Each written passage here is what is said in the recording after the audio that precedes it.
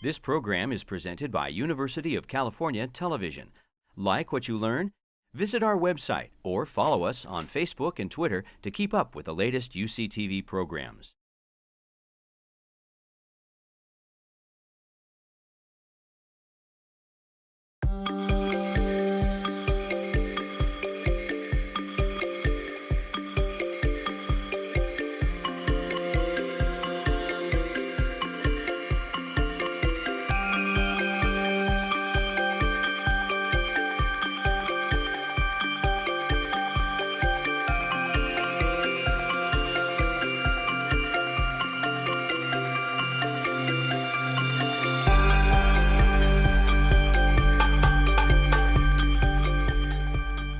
I would like to next introduce Margaret Leinen. She is the Vice Chancellor for Marine Sciences at UC San Diego. She's the Director of Scripps Institution of Oceanography and the Dean of the School of Marine Sciences. Now, hands down, Margaret has the best office on campus. Out her back door, actually, which is a sliding glass door onto a deck that's on the sand, is this beautiful view of the ocean, La Jolla shores, and the working research pier of Scripps Institution of Oceanography. Dr. Leinen joined Scripps Institution of Oceanography in October of 2013, so just about 2 years ago. She has an extensive national and international experience in ocean science, global climate and environmental issues, federal research administration, and nonprofit startups. She is a researcher herself in paleoceanography and paleoclimatology, and it is with great pleasure and deep respect that I bring Margaret forward. Thank you.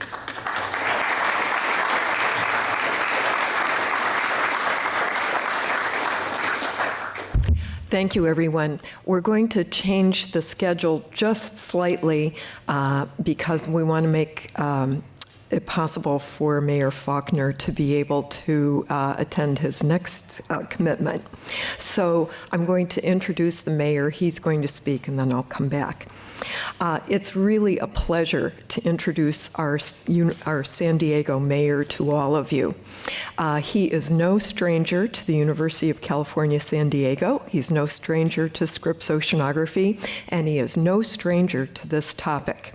He reflects a new breed of community leader who really understands that science and technology are the keys to the innovation economy, and he routinely connects the two to our economy. He also understands the importance of green energy and all of the environmental aspects that we'll be talking about over the next couple of days that lead to carbon neutrality. And he understands that these are actually keys to a more vibrant economy and to a vibrant future for our region. He has led many efforts in San Diego, both on the carbon neutrality side, trying to mitigate emissions, and also on the side of understanding how these impacts will play out in San Diego and how we can adapt to them. It is a great pleasure to introduce you to him, Mayor Faulkner. Thank you. Well, thank you, Margaret. Good morning. How's everybody doing? Welcome to San Diego. Terrible day outside. If we stood out there, if we were out there all day, we'd never get anything done. And so I'm actually probably glad we're indoors now, but what a reminder of why we're here, don't you think? I mean, what a just beautiful, gorgeous San Diego day with our ocean rolling in, fresh, clean air. This is what this is all about. And Margaret, thank you for that great introduction, and Sandra, and everybody at UC and Scripps Institute of Oceanography, and everybody throughout the UC system and throughout California. Welcome to San Diego. I'm glad you're here. By the way, I want you to spend lots of money for the next 2 days, so make sure you get out and do a little. I have to say that as mayor, but look, you're all sustainability leaders. And that is something that we are very, very proud of the efforts that all of us are doing here in San Diego, with the emphasis on the words collaboration. And I learned that a long time ago. If you're not working together, we can't achieve what we need to do. But the fact that we have so many of you here from throughout the state, and indeed throughout the country, we're proud of the efforts that UC is doing. We're very proud of the efforts that Scripps is doing here in San Diego. You have a mayor that supports you. You have a mayor that stands with you. And you have a mayor that understands the work that we're doing here is reverberating indeed across the country and across the world. And so these next 2 days as we come together, I think it's very, very important that we demonstrate our continued leadership. Not only thought leadership, but leadership in putting it into action.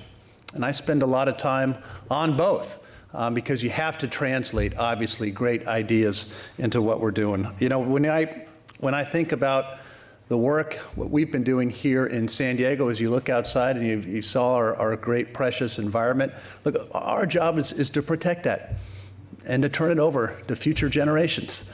I mean, we're all in these positions for a short amount of time, right? It's what we do while we're here, and that's why I think the work that we're doing is so critical, and people are taking notice. I mean, one of the things that just happened a couple of months ago, some of you may have seen, National Geographic named San Diego as one of the world's smartest cities. They picked the only city that they picked in North America, and they did it even though I was mayor. And so I thought that. But they're recognizing what's going on here in San Diego. They're recognizing that innovation in our economy and that synergy and everything that's happening. There is great things that is going on, and in fact, we represent and I'm glad Sandra talked about it. This is about public and private sectors coming together for real solutions. That is the future. And you know, one of the things that we are bringing forward here in San Diego, because I'm a big believer and you have to act locally. We're bringing before the City Council here our climate action plan in just a couple of months, and it's a plan that has support from environmental leaders, from business leaders, from community leaders that we've worked a very long time on, because it's an issue that affects all of our neighborhoods, every part of San Diego, and indeed when we look at what Clean Tech is doing and others here, we're moving forward together.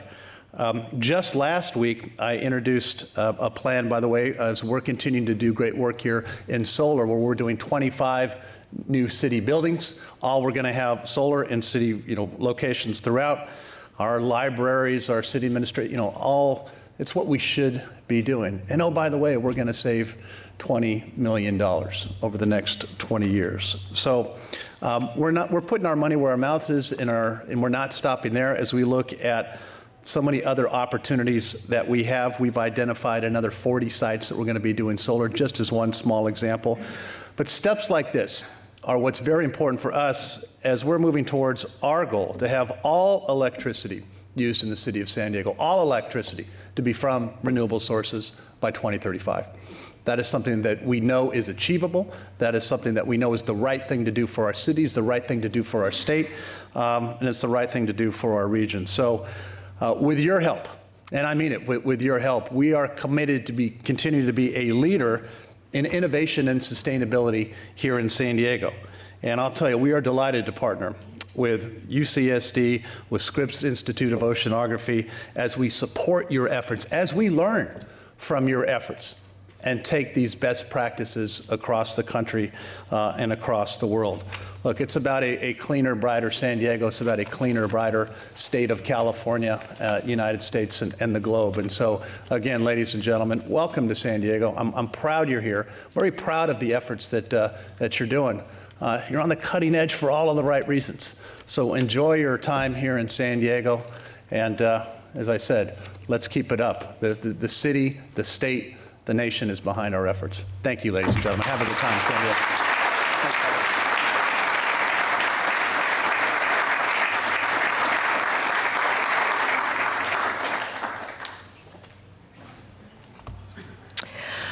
So now I'll welcome you to University of California, San Diego, and this wonderful venue at Scripps Institution of Oceanography. It's, I think, very fitting that this carbon neutrality meeting is here at Scripps, which has played such a large part in the history and the development of our understanding of climate and of anthropogenic impacts on climate. There have been so many environmental firsts here in California, and I think that this idea of the UC system being the leader for the state in achieving carbon neutrality for the system in such a short time and so aggressively is so important and so fitting to that leadership tradition of the UC system. We could argue about when the modern era of climate began, but for me, I think that it began in the 50s right here at Scripps. But at that time, most people were aware that we were putting CO2 into the atmosphere, but the assumption was that the ocean was capable of taking up all of that CO2. And it wasn't until one of my predecessors, Roger Revelle, director of Scripps Institution of Oceanography, joined with Epstein to publish a paper that very dramatically showed that the ocean would not take up all of the CO2, that it would take up about a quarter of it, but that the rest was going to be a lingering problem. He called attention to that in the scientific community and then used his formidable history as the first technical director of the Office of Naval Research to bring that to a national level of understanding. And he really led an effort amongst scientists and policymakers to capture people's attention about it. He served as the founding chairman of the first Committee on Climate Change in the Ocean during the International Geophysical Year in 1957. And it was about that time that he recruited a bright young scientist from another California institution, but not a UC institution, and that was, of course, Charles David Keeling, who came to us from Caltech. And what Roger was interested in was having somebody that could really document the CO2 story and to document what was happening to the atmosphere. And Dave was an amazing analyst, and he was a stickler for both precision and accuracy. And of course, his interest and his measurements started what has become known as the Keeling curve, that iconic image of our impact on the atmosphere and its impact on climate. And about 100 yards from here, there is a building just down this little street named Ritter Hall, and on it you'll find a plaque where this past year the American Chemical Society named the Keeling Curve a National Historical Chemical Landmark. And it's amazing from a chemistry point of view, but also so important to all of us and to this very important enterprise that we're engaged in. Dave set up stations around the world. There's one right out on Scripps Pier, but the most famous, of course, is still the one at the top of Mauna Loa, and it's that record of measurements that we now know as the Keeling curve. Ramanathan, who has led this effort to have this meeting on behalf of the faculty of the UC system, is also an important player in this. When he isn't out influencing global leaders to address climate change, like Pope Francis, he is an atmospheric chemist who made his career in helping us understand the role of elements in the atmosphere, and most importantly, called our attention to the role of that other carbon, the black carbon, in the atmosphere, and its potent role in climate change. And that sort of innovation from Scripps and from UC goes on. Most recently, our development of a free-floating autonomous float for the ocean that can record the physical parameters of the ocean for the entire upper 6,500 feet of the ocean. The Argo network is another example. And most recently, that has allowed scientists to be able to look at the heat content of the ocean and how this radiative forcing and warming of the atmosphere has also impacted the ocean. Across UC San Diego, interest in policy, interest in new energy technologies, interest in the impacts of climate change, and most importantly, interest in how we can adapt to that has led us to develop a university-wide initiative on climate change impacts and adaptation that is now has now been endowed as a new center for the university, and we're currently searching for 8 new interdisciplinary faculty members to join the rest of the UC San Diego faculty in this important enterprise. This kind of observation, this kind of interdisciplinary study, this kind of attention to not only the cause of changes, but their impacts and their solutions is a hallmark of UC San Diego. It's a hallmark of the UC system. And I think that this continuum of innovation from the first detection and attribution to impacts, adaptation, and also mitigation is really what we're talking about. And it's so much a part of the UC system, it's so much a part of UC San Diego, and so much a part of Scripps that it's very fitting that people have come from all over to pay attention to UC as a leader in really saying that this is something we can do. This is something we are doing, and this is something that will attract the interest of the entire world. I'm so proud to join all of the rest of you in being a part of this effort, being a part of the leadership of the UC system. Thank you so much.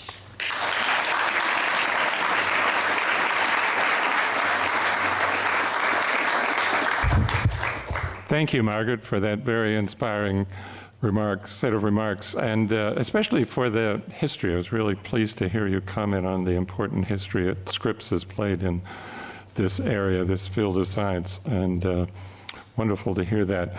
Next, I'd like to call on Rachel Nava, who is the Chief Operating Officer and Senior Vice President of the University of California, and also co-chair, along with Wendell Braze, of the Global Climate Leadership Council, which is the UC-wide entity that is charged with guiding this. Rachel has provided just wonderful leadership in this area, and we look forward to hearing your remarks. Rachel?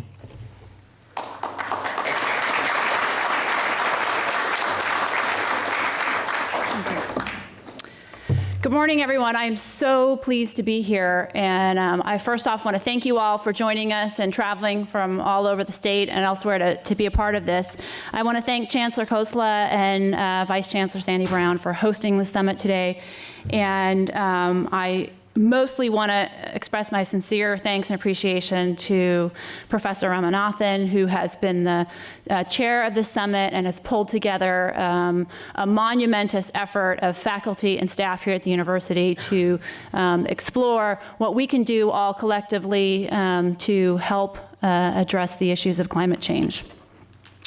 So I've been asked to just briefly give you a little bit of an overview about the university's carbon neutrality initiative. As you heard from others, the president, when she joined the university in September of 2013, one of the very first things, in fact, probably the very first thing she did at her first Regents meeting in November, was launch this very important carbon neutrality initiative.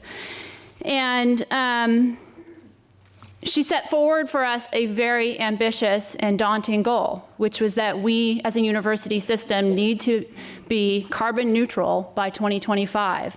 And as the person who has functional responsibility for this goal, I'll tell you, it keeps me up at night because it is an ambitious thing to do. And as you know, we have 10 campuses, 5 medical centers, 3 national labs. We are running large cities in each of our communities that have intensive energy needs.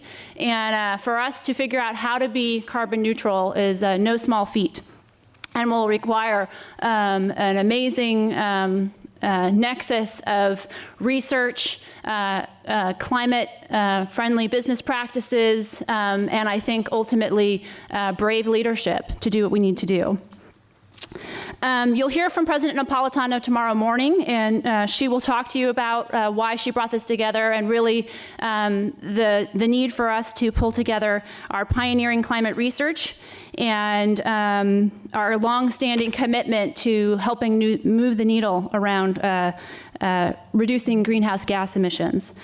And I will say that this is more than just about sustainability. It's more than just having efficient green buildings, which I will talk about.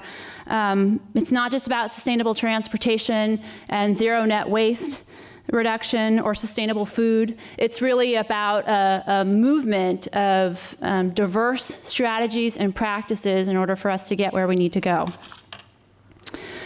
So in order, as you heard Dave Austin mention, the president pulled together a Global Climate Leadership Council, which is meant to inform and advise her about how we can get to this goal of carbon neutrality. And I'm fortunate to get a chance to co-chair with Vice Chancellor at Irvine, Wendell Brazzi, who will be here later this afternoon, who has been an amazing advocate for all this work across the university system, and has certainly, in my short tenure here of 8 months with the university, been an incredible teacher and support in helping us figure out what we need to do. So you can see that the president took a very wide view of how we might get here, and she brought together experts from all different parts of the university, including faculty, staff, students, provosts, researchers, and external advisors. And we are meeting regularly to look at a variety of different strategies around engagement, action, to help achieve and accelerate our progress towards our goals. So what are we doing, and what are our strategies? Well, this is a very pared down version of the many things that we're looking at, but the foundation of our strategy really primarily is to reduce our energy consumption across all of our campuses. And we are doing that through a variety of means around energy efficiency, looking at how we produce renewable energy on our campuses and how we generate that off campus as well. And we have made tremendous progress on both those fronts. And I'll show you some data shortly. However, I do want to say that this is not an easy thing to do. It's more than just having green buildings. It's more than just putting solar on every single parking lot and rooftop we have on our campuses. We have energy-intensive laboratories and hospitals, which require our ability to deliver carbon-free electricity to them.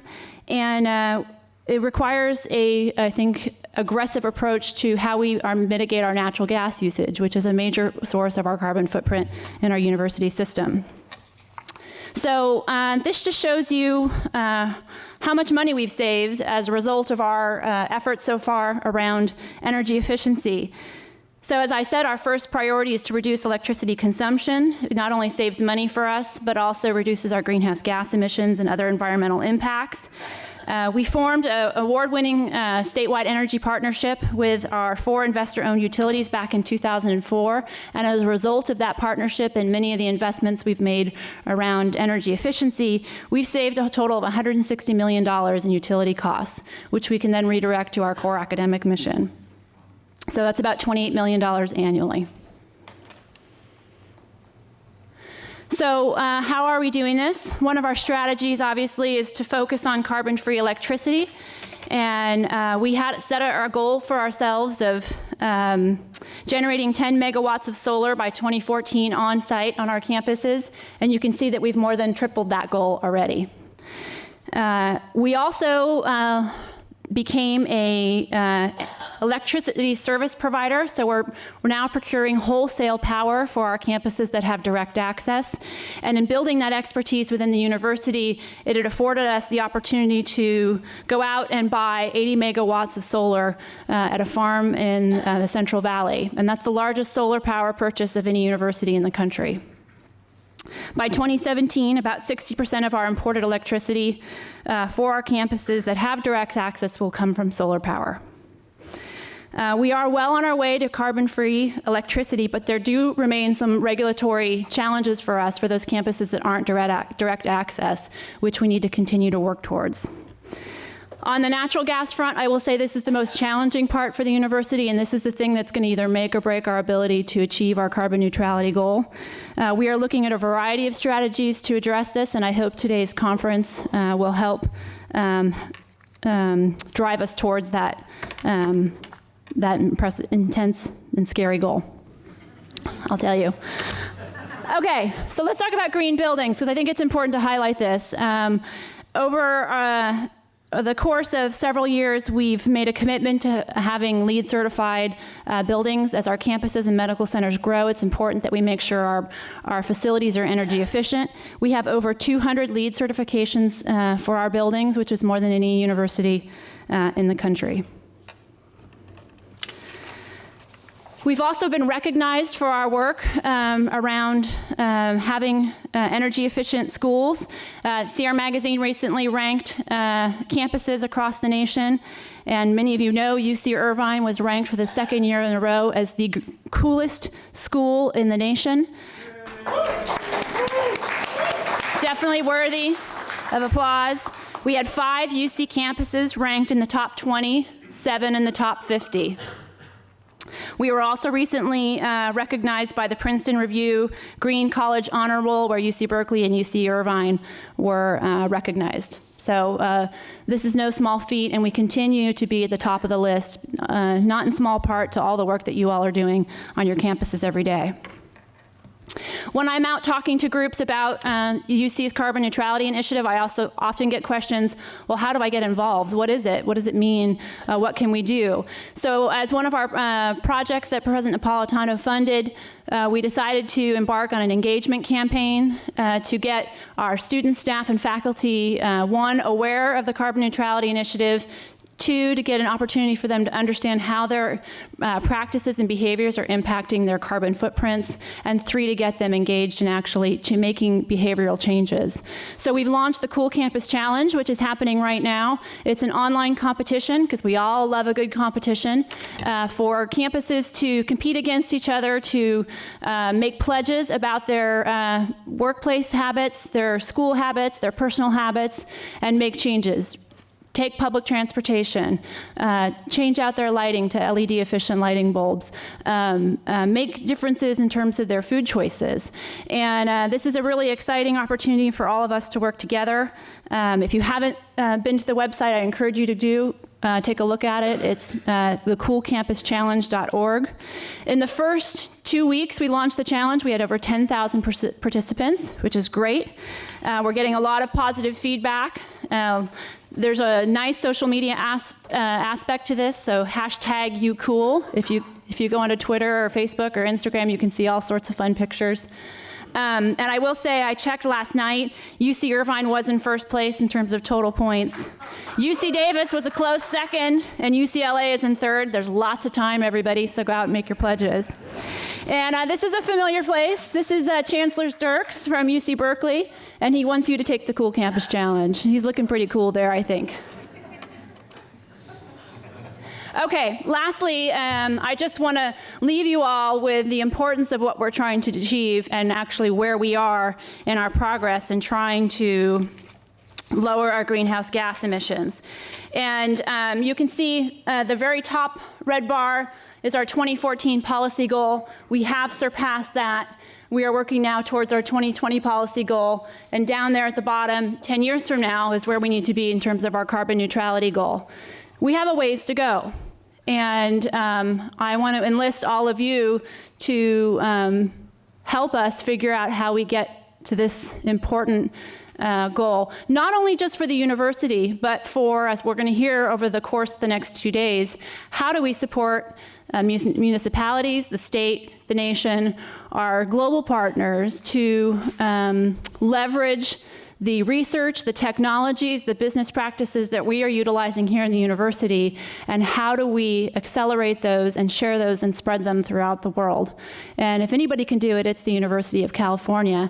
I have no question about that. And I'm certainly excited to be working with all of you and to learn as much as we can over the next 2 days about how we can get to that bottom orange dot there on the graph.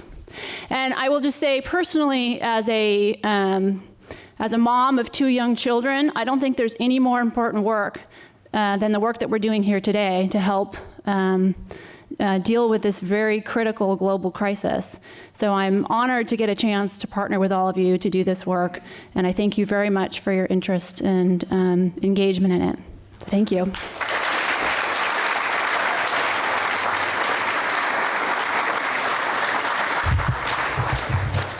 Thank you, Rachel, and thank you for your leadership. I have to say that, and I'm glad that Rachel expressed a certain waking hour, the number of waking hours at night, concerned about this, because I have to say that, and I've told President Napolitano this actually, that when I first heard about the initiative, I said, oh wow, give me a break. This is over the top. But the reality is I and many of my colleagues, especially among the faculty who were initially skeptical, now have really come around 180 degrees. And it's very evident in this gathering here today. And as Rachel mentioned, what's happening is that we are, perhaps for the first time in a very long while, functioning as a single university. We compete wonderfully, and I think it's very healthy competition among the campuses. But it's really wonderful to see people coming forward, and you'll hear from the talks later this afternoon a lot of evidence of this. And to give you an historical perspective on this issue, we also have the great pleasure today to hear from someone who I think really deserves the mention as a living legend. Walter Munk is not only an esteemed oceanographer, the surfers, by the way, just think he is God because he actually made it possible for them to determine when the surf is going to be high and when it's not. And Walter is going to give us a few remarks, especially about the historical perspective of this issue. Not surfing, but about climate. Dr. Munk.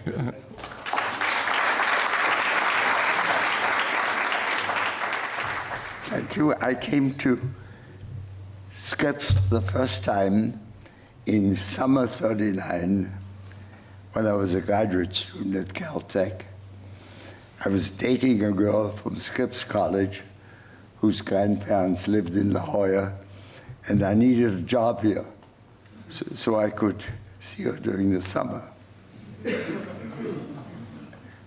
Harold Sverdrup, the famous North Pole explorer, was director. Roger Rebel had just received his PhD. The total number of people here, personnel, including the gardener, was 15. It's changed by 2 orders of magnitude since Margaret came. And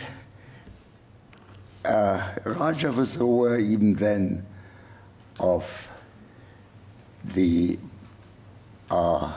climate problem, and by some well-known perturbations of the Earth orbit, it was predicted that we would enter another ice age in 20,000 years. And we're still going to enter another ice age in 20,000 years.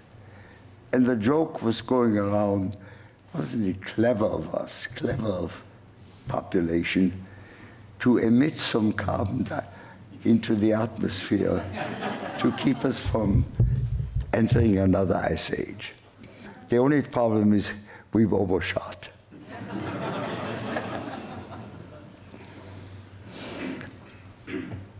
This is not the first time that the different campuses of the University of California have worked together to do an absolutely essential job.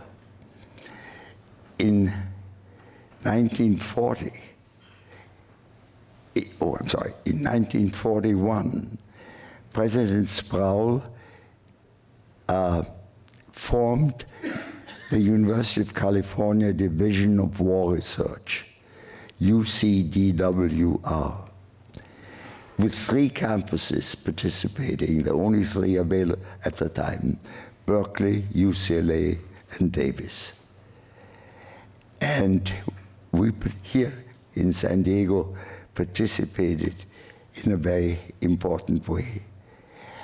My homeland is Austria, and my stepfather was part of the Austrian government, the Schuschnigg government, which had been deposed by Hitler by the time.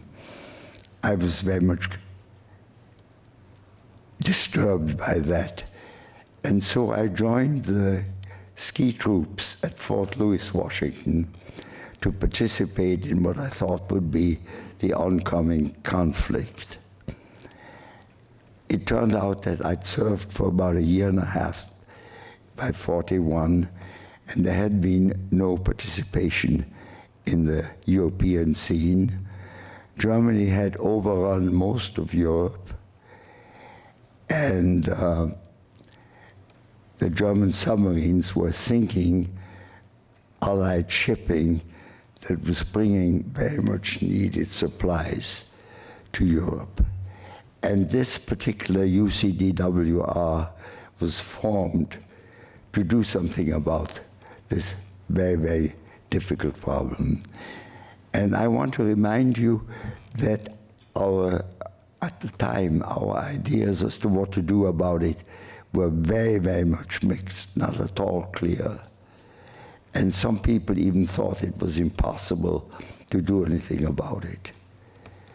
But I remember those, and so Roger Rebel asked for me to be discharged. I'd done some work in oceanography, and after 18 months of service, I came to join the UCDWR effort here in San Diego.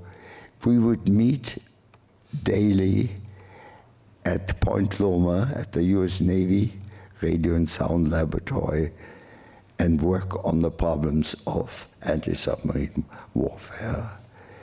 Harold Sverup was in former charge of a small Scripps group, and Roger Revell, Lieutenant J.G. Revell, was a member who'd asked me to join that group.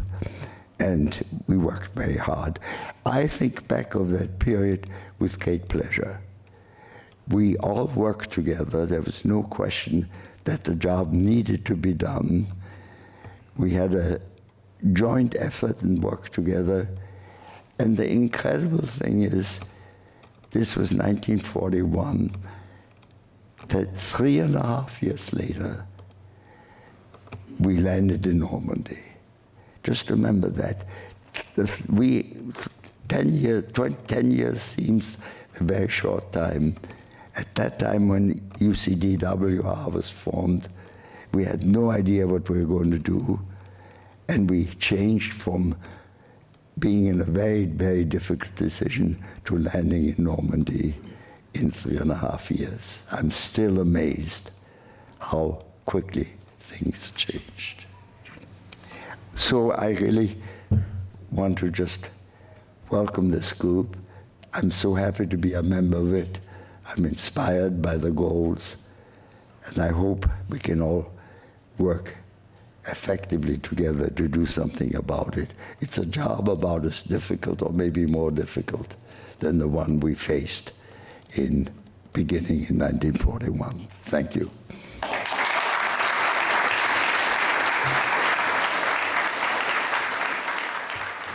Thank you, Professor Monk, for those very inspiring comments. You've really moved us all and given us a terrific incentive to push hard and make this goal a success. Thank you for your wonderful leadership. It's now my great pleasure to call on Helena Molin Valdez, who is the head of the Secretariat of the Climate and Clean Air Coalition of the United Nations Environmental Program. We're very pleased and honored to have Helena with us today.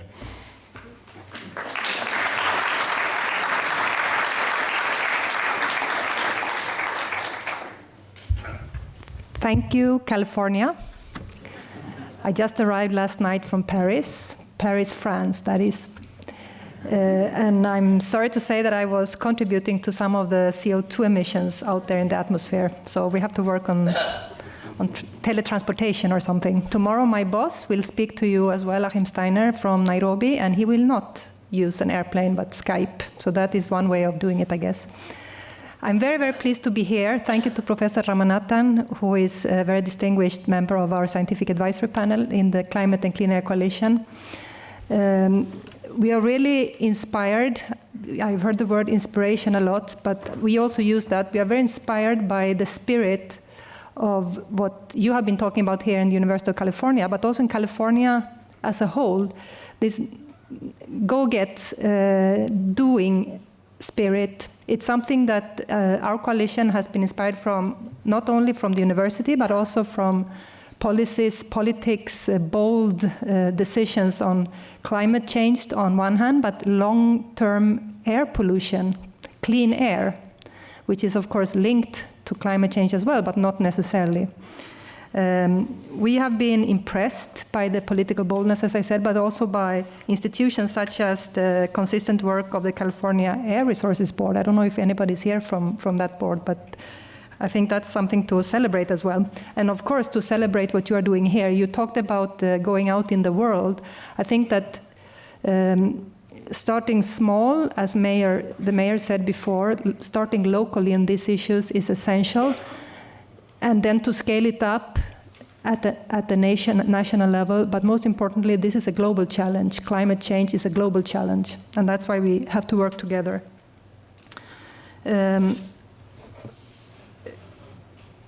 Another thing, I'm an architect. How many architects do we have here in the room? 3 more, welcome. So we are trained to build environment, to build city, urban space, but to build for the future as well. And I think some of our profession forget that sometimes, how everything is interconnected. You and we together can do so many things, because dealing with climate change challenges and clean air, which is essential for our survival, is about interdisciplinary work. It was already mentioned here. But it's also everybody's business. And I think that's really the nuts and bolts of this exercise of the summit as well. And I wanted to just tell the story about the Climate and Clean Air Coalition to reduce short-lived climate pollutants, to make a point as well as of the importance of the work that researchers and the science actually is doing. You might not realize it, all of you, and Mario Molina, Professor Mario Molina, Professor Ramanathan here in the room today, but also many others around the globe has contributed not only to the climate change challenge, but this combined effort of putting things together in a context. So in the beginning there was science. This is now for the birth of the Climate and Clean Air Coalition. An integrated assessment looking at black carbon and tropospheric ozone, to which methane is one of the important precursors, in the context of climate forcing, contributing to climate change, and to air pollution. And the lifelong work of Professor Ramanathan and others are the ones that helped take this forward. And I'm not going to talk to you about the science, because many of you are much more able to do that than myself, but I will tell you one thing, that this kind of reports and this kind of evidence, very well transmitted and presented, does change policies and just help to change policies. So I think somebody mentioned, I think you mentioned that you have a work stream on messaging and behavior. I think this is really critical for these changes of word. This is one of the an early version of this curve that, to help bending the curve, which will be the topic for the rest of this summit, did move a lot of people. It's not only to work on greenhouse gases, long-term greenhouse gases and CO2 that will make a difference. business as usual we know is a problem, and there is scientific evidence for this. But to really start to look at the impact on black carbon, methane, and to avoid the increase of hydrofluorocarbons as well, HFCs, could actually, by demonstrating that this would indeed, in the next 30 years, contribute 0.6 degrees Celsius to this 2-degree path. It's quite impressive. And the report at the time was looking at 16 very distinct measures, technology solutions, that would, if implemented fully by 2030, actually yield these results of 0.6 degrees Celsius, sorry.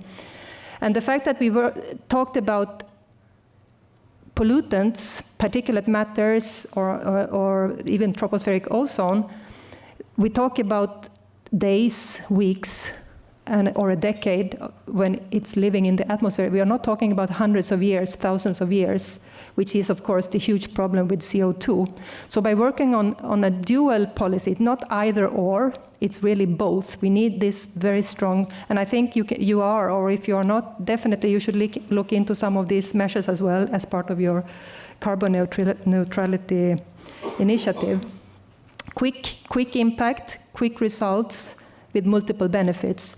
The World Health Organization has developed a new version of its global burden of disease, and as a matter of fact, air pollution, both indoor and outdoor air pollution, is now one of the biggest health threats of the world. 7 million people annually dies from premature deaths due to air pollution, and a very big amount of this percentage comes from particulate matter, including black carbon. Cardiac arrests, 80%, and the rest through respiratory or other diseases. Just today, the WHO released new data on cancerogenic impact of eating red meat and processed meat. If you haven't seen it, it's out today. And that's also new and impressive figures to take into consideration. 30% or a third almost of the methane emission, as you know, comes from livestock, enteric fermentation and manure. So that's another way of looking at it. So by these very impressive and very clear messages on what it would take to do certain things in certain sectors by certain times, moved a lot of very powerful decision makers. 6 countries, 6 ministers, and the United Nations Environment Programme launched in 2012 the Climate and Clean Air Coalition to reduce short-lived climate pollutants, to address specifically this challenge. And starting off with a 5-year perspective, they have now expanded this to another 5 years. And out of the 6 initial countries, this was launched in Washington by Secretary Clinton at the time, with Canada, Mexico, Sweden, Bangladesh, Ghana. I missed one. No, these are the 6, correct? And now it's a real South-North initiative with 50 countries from all the continents, and going towards many more countries, which commit, by joining this coalition, to take meaningful action to address and reduce these 3 short-lived climate pollutants: black carbon, methane, and hydrofluorocarbons.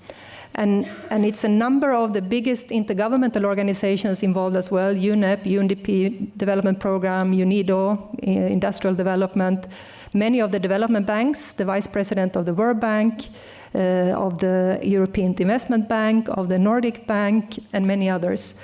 So it's kind of a powerhouse, really. And the reason why I mentioned this in this context, and I guess was invited to come here as well, is to put in perspective what you are doing. Because this is there are many opportunities of this kind of groups that are looking for the evidence and that can scale it up, because that's really the power of this movement that was referred to before. So the coalition is as a political leadership, action-oriented, and with many partners on the ground, really building the work on the fact that there is scientific evidence that underpins this kind of thing. I'm just going to mention a few specific things that we are doing, starting with city action. because the coalition's purpose, the objective of the coalition is to prioritize actions that will help develop or implement policies, regulations, and practices that will change and reduce short-lived climate pollutants in short or medium term. And this is being done a lot through peer-to-peer, but also through very specific intervention and technology demonstrations. And on the city side, we are working on municipal solid waste, for example. San Diego and San Francisco are both mentor cities to others in this area. And your mayor just outlined very clearly to me why. I wasn't aware of the big picture, but that was very useful for me to hear as well. San Diego was in Cali, city of Cali in Colombia, just earlier this year, developing together a strategy and a plan, action plan for the city, including with a mechanical biological treatment facility as one of the objectives to establish in Cali. We have now 50 cities working together in this endeavor, and there is a commitment aiming towards engagement of 1,000 cities by 2020. We are also working on technology demonstrations, taking some of the specific solutions that was outlined to a laboratory of actually testing them. So we are working with the oil and gas industry, for example, in a methane partnership with companies signing up to individually survey 9 core sources of methane leakage and to report on the results, which is a very big step for the companies to actually do that. And we are also working on with 2 technology demonstrations on how to recover hydrocarbon liquids before they become flared, to avoid the flaring and the black carbon that results from this. One in Colombia, one in Mexico. And this is to actually measure the real results, because a lot is, as you know, and this is why we also need to work more with you and with the researchers. We need more research, we need more data, we need better metrics to actually be able to feed all this back into real investment plans and benefits. We're also working on technology demonstrations in the commercial cold chain, in a supermarket chain in Chile in the cold climate, and in Jordan in hot climate. And we are just going to start in India to work with mobile air conditioning systems to test alternatives to HFC. And this is, of course, a big issue, and the United States has also really put a lot of effort behind this kind of efforts, which is very helpful. And cities and local action is essential. Individual action and behavior is essential, but in the end, what drives a lot of investment is actually political and policies from a national scale. So what we are trying to do as well as a coalition with our 49 country partners and influencing others as we go along is to really start systematic inventories and scenario building on how short-lived climate pollutants such as black carbon, methane, hydrofluorocarbons, and many of the other gases do impact on their economy, impact on health, on agriculture and crop yields, and at the same time to see the volume of this, where they come from, the sources, the core sources, where they come from, the power plants, the waste management, the brick kiln, traditional brick kilns, cook stoves, heat stoves, etc., burning of biomass. And we have developed a toolkit to do so, with the help of the US EPA and also the Stockholm Environment Institute, and it's being rolled out now in 6 countries for the time being, and moving towards another 8 countries. Again, data and evidence is what will build also these national policies. And the scaling up of private sector engagement, which was mentioned before, is really another very important ingredient in making it happen. And then again, to build the business cases, return on investment, and at the same time build a reputation of being environmentally responsible, it's something that can only be done in a kind of a global community where this is shared. So, way forward, well, Paris, many of you, of course, knows that the 21st Conference of the Parties of the United Nations Climate Change Convention meets the first 2 weeks this year in Paris. They meet every year in December, and during the rest of the year, a lot of negotiation is taking place to create a an aggressive and useful agreement across all these 215 countries that participates in this. And this year, there is also, in addition to the agreement among countries that is still being teased out, and the question is if it will be a binding agreement or how ambitious will it be? And tomorrow, Achim Steiner will speak a little bit more about this.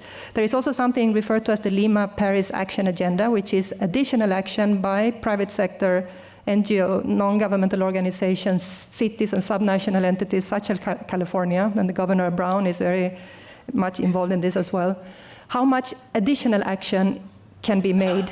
And my time is now out, so I would just say a few more words. So what we are doing for the first time, and thanks to efforts such as yours and with the Climate and Clean Air Coalition, we have now gotten the short-lived climate pollutants, looking at both the clean air aspect and the emission of these short-lived pollutants, part of the agenda. And this is part of the Lima-Paris Action Agenda.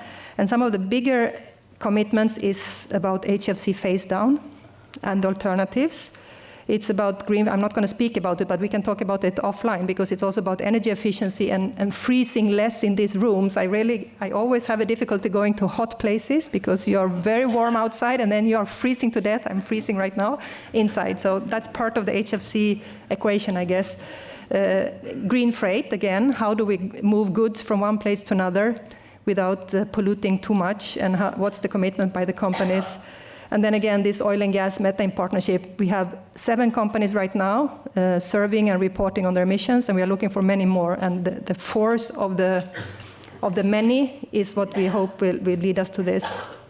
And finally, to get more cities engaged in the city municipal solid waste initiative. And as you were mentioning, for even organizing this forum, there is the need of collaborative action, and for that purpose, the private sector engagement in the coalition and beyond now is growing, and it's the visibility of the efforts that also, as well as the policy push to actually do something that will make this happen. These are just a few of the companies that we are working with, but finally, it's really with you, and that was my key message now today. So all of this is really based on what we know and what we can demonstrate. And the only way of being forceful and really make a change in the long run is to be able to build it up through evidence, through research, through interdisciplinary activities. So it's an invitation also for you to participate more and share through this kind of coalition to make your efforts globally known. Putting short-lived climate pollutants on the academic agenda, more literature, that's what we need. And IPCC will have something to look at next time for the next 6 assessment reports that might actually change some of these results. So thanks a lot, and let's bend the curve together. Thanks.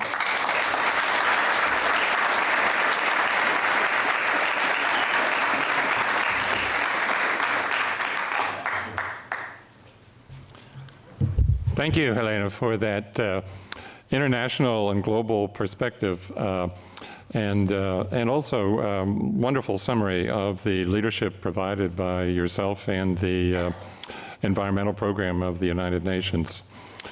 Next, we turn to someone who probably more than anyone else has provided the leadership and driving energy for this meeting. And Ram has certainly driven us, I have to say. Those of us who've been involved in this know. Normally a conference of this type, of this size and magnitude, requires 6 to 9 months. This came together in just about 3 months, which is remarkable. And it's also a testament both to Ram's leadership and also to the importance of this topic and the wonderful enthusiasm and participation of the many campuses and the 3 affiliated national labs. So Ram, and I have to say also personally, it's just been a real pleasure working with you as a colleague. You've tested me as well as our colleagues, and I've learned immensely a lot from you. And now we're going to hear from Ram, who will tell us about not just his vision for this summit, but also especially about the report that has been developed in parallel with this summit, which is no simple undertaking in itself. Ram?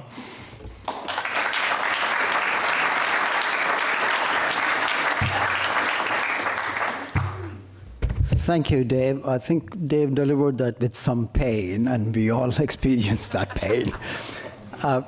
So if I can start, it was about 4 months ago when Margaret Lynan and Sandy Brown recruited me to do this. So what was my starting point? Clean blank slate. And I honestly did not know, to my embarrassment, about this carbon neutrality initiative within this campus. And so how did we get started? We quickly formed this so-called UC 50.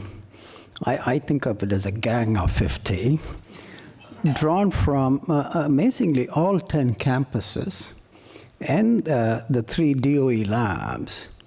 I must say, I'm just so proud of being part of this UC system. No one turned us down, in spite of this hellish timescale. We have to deliver a 300-page report in less than 3 months. So how did that happen? That's the 2 events.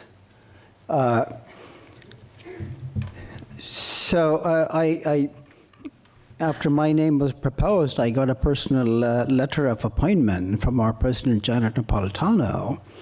And she I knew before, but I said, let me find out what she has done.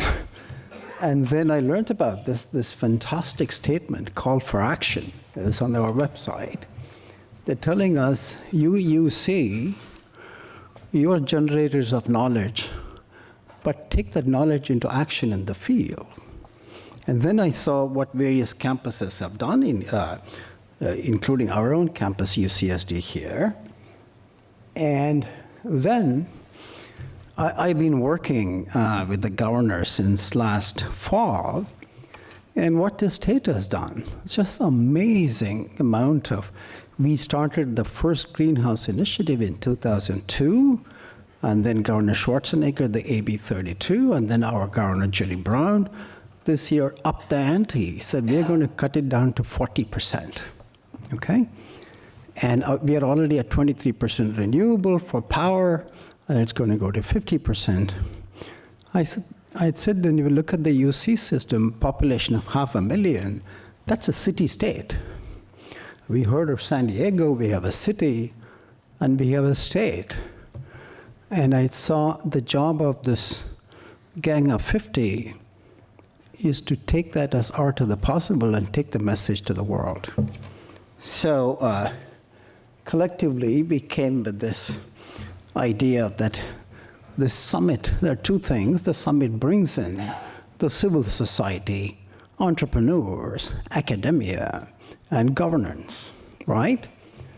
And thrash it out. You're going to hear some exciting discussions once I stop speaking.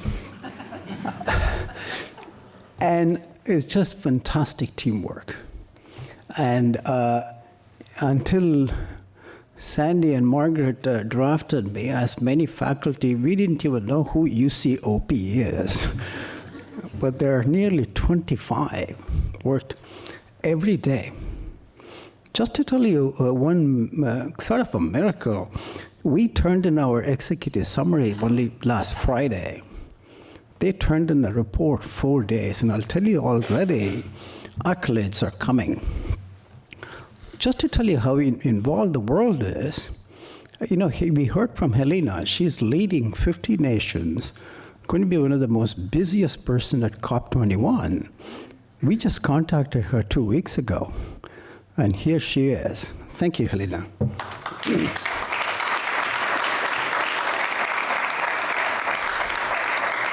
So let me talk to you about what is the scientific urgency. How come everyone from the UC campus just signed on? So as of 2010, we had already emitted 2 trillion tons of CO2. And right now, our emission is about 38 gigatons, growing at 2%. At that rate, in less than 15 years, we would have put the 3rd trillion. Okay? And each trillion, taking the best of climate science, we'll hear from some of our speakers, Bill Collins from Berkeley, but we claim ownership to him. He was at UCSD first. Each trillion ton contributes 3/4 of a degree. So by 2030, we're already put enough CO2 to heat the planet by 2 1/4. So that's one. When are we going to see it? There is a delay. So many of us are predicting by 2050, we're going to shoot past 2 degrees. So please keep track of all our panel of speakers. There are 2 time scales. If you don't do anything between now to 2030, drastic, just following the UC example, the San Diego example, the California example, it's too late. But the work doesn't stop. So 2030, we have to bend that curve a little bit. And by 2050, we have to finish the job of decarbonization, if you have any chance. Because every 18 years, we are putting another trillion, okay? So we'll hear about how we're going to bend that curve. And I think it's one of the few reports which talks about the CO2 problem in the context of air pollution. We heard from Helena beautifully how some of the air pollution can do climate change.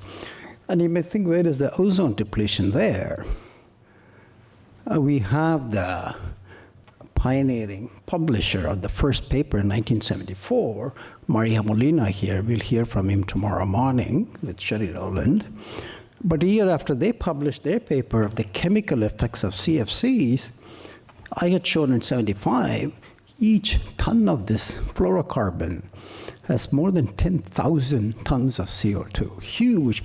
So the ozone depletion is intricately connected to climate change. So you got to deal with all 3. And the beauty of bringing the air pollution is that, remember, climate is a common good. When you cut your CO2 here, you're helping someone in Africa cope with climate change or preventing the Antarctic from melting.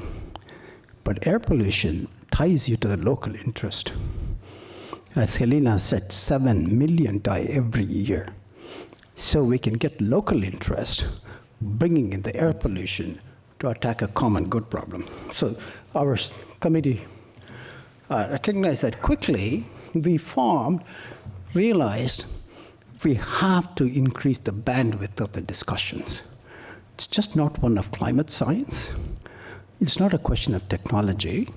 We got to talk about societal transformation, change in behavior, attitude.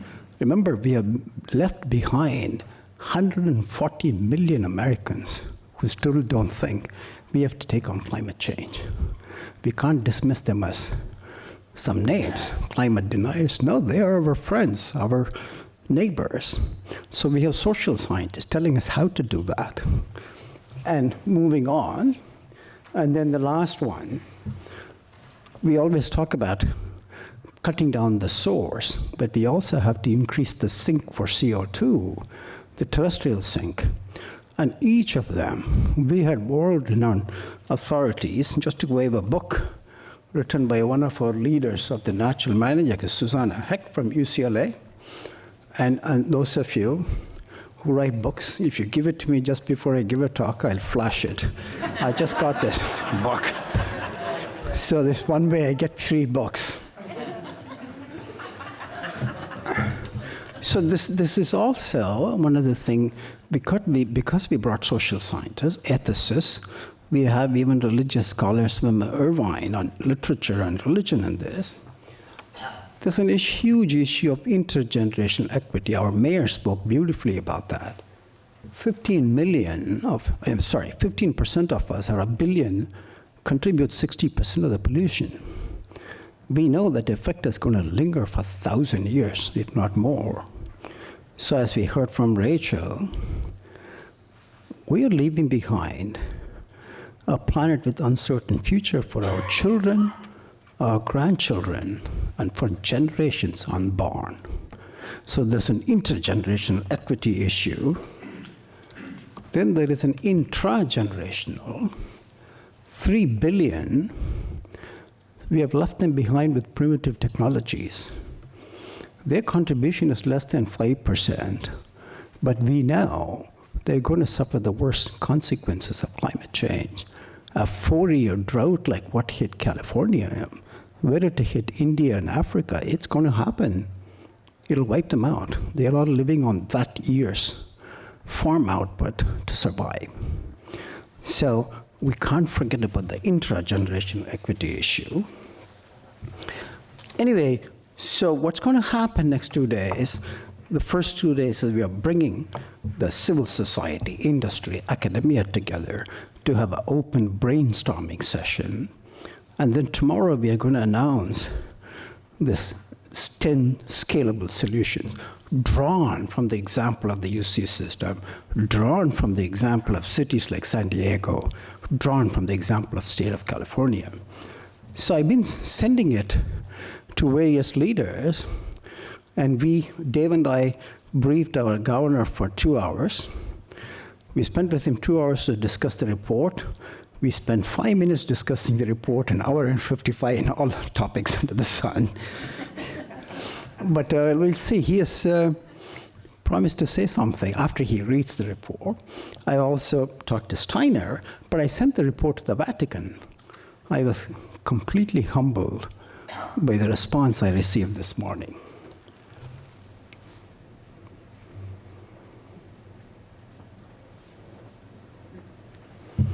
So they have already agreed to take our message to Paris. It's going to be an event.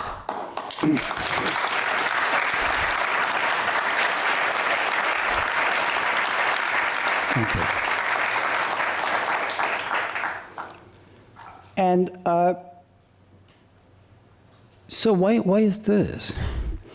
I think simply because I feel I started on this path, but at least 7, 8 years ago, and I see a lot of my colleagues from universities.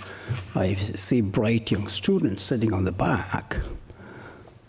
I think it's not enough for us just to generate our knowledge and publish it in journals and hope policymakers go pick it up. Having worked on this with practitioners in the field, I have learned that we have so much to contribute ourselves, taking that knowledge and working on solutions. So, folks sitting on the back, this is your future. What you learn in this university system, take it to the field, because we need actions desperately, quickly, okay? So, in terms of those we are going to discuss this, the challenge is forbidding. It's not an easy challenge. Just look at America. The same thing holds good for the rest of the planet. In the next 35 years, our population is going to increase by about 40%, 320 to 440 million, okay? Our GDP will grow from 17 to 40 trillion. Let me stop on that and reflect on it. Those of us, particularly on the corporate side, some, not all of them, claim, cutting this decarbonization is going to ruin the economy, it's going to throw the jobs out. California started on this cutting air pollution, particularly black carbon. They cut by 90%. And as we learned, black carbon from this diesel is equal to about 2,000 tons of CO2 each ton. When it did that, our economy grew 3 times. And California's GDP is the largest in the US.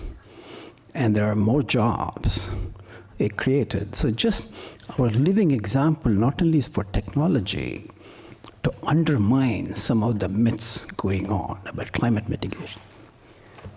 So we have to cut our CO2 emission from 6.5 gigatons now to close to 1 gigaton, okay? While our economy and the population is growing. So our per capita emission has to go from 20 tons to about 2 tons. And we saw that's the path San Diego is on. And that's the path the UC system is on. So we are a spectacular living example of what needs to be done.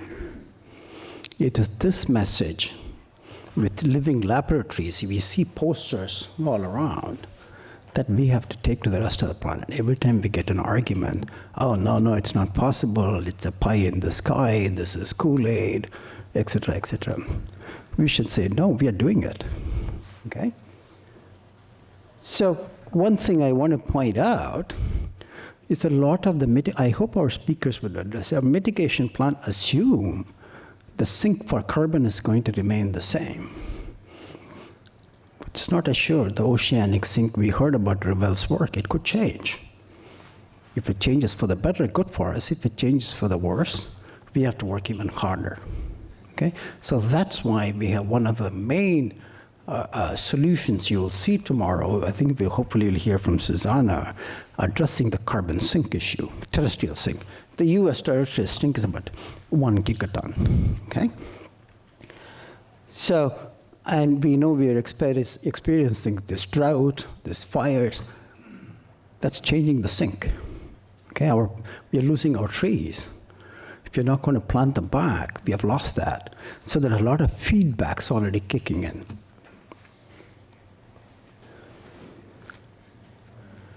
So I want to thank you, UCOP. I want to thank UCSD, Sandra and Margaret. I think I know why they recruited me. They wanted to educate me on this issue. I learned a lot in 4 months. And our slogan should be, bend that curve. Thank you.